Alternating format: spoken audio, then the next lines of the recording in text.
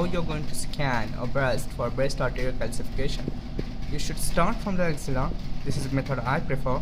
And you go down to the middle of the breast and you look for this vessel right there, a tortuous vessel. You zoom in to find out that there could be calcifications here, and this is the most common vessel I have identified during my thesis on a breast arterial calcification. Whether it is statistically significant, I will tell you with time. But yeah, and look at the tram-tracked appearance of this vessel quite beautifully. About the grading, I will upload another video, and you have to rather trace it, and you have to see whether it's really branching, how much it has extended, and also see it on the other side, which is also present in this case. So I like to use this inverted tool. You can also use the normal tool right here, but it doesn't give that great contrast, does it? It's quite confusing, and if you sometimes make prejudiced judgments based on it, especially when it is confusion whether it is a calcification or just fibrosis. Especially right here, this is a calcification, but this is not, and you can actually see the subtle differences, that the calcification is quite hard and sharper, harder and sharper, like a pencil, like it has been marked by a pencil. As you see in the MRI, you find this artifacts, what they call it, chemical shift artifact, and how they line the images in the vibe. So it's somewhat like that. But when it comes to another opacities like this is not actually calcification, especially when you put it in a inverted thing. You see it's quite different from this. So yeah, that was that, and thank you for watching it. This is the CC view of the same case.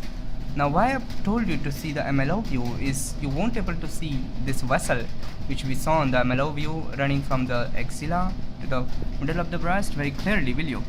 See, this is the same vessel, but it's very hard to make out on MLO view, on CC view rather than MLO view.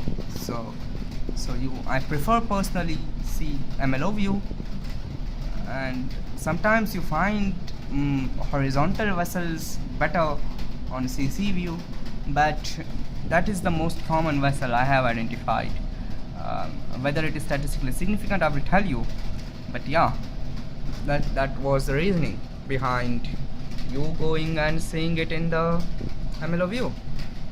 Yep, simple. Thank you. So today we are going to figure out how we supposed to see breast arterial calcifications which are running in this vessel. So this is like the most important view for breast arterial calcification, MLO view, because most commonly you're going to find those breast arterial calcification running from the axilla, this vessel particularly, to the middle of the breast, even till the nipples. So what you're supposed to see in it is tram track type calcification. They are very subtle when you see actually here, not quite evident, but when you put it on the inverted thing, it really stands out. All these curves and tram track type appearances. Now for the grading of this, it's pretty simple. Like you grade it at 1 to 3. If it is more than 10 mm this distant, then you call it in grade 2, giving it a tram track appearance.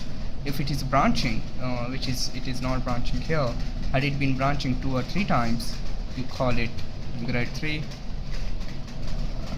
Now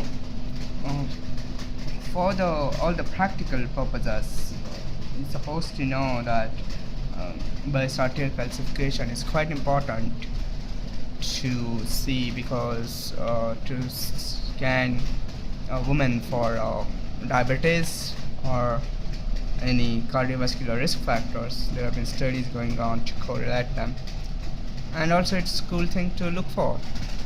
So there is that.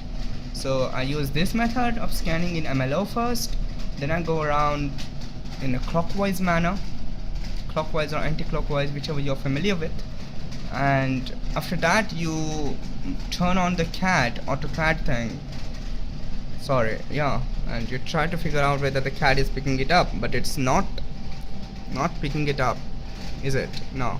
So you have to rely on the manual things, and so that's that. Thank you.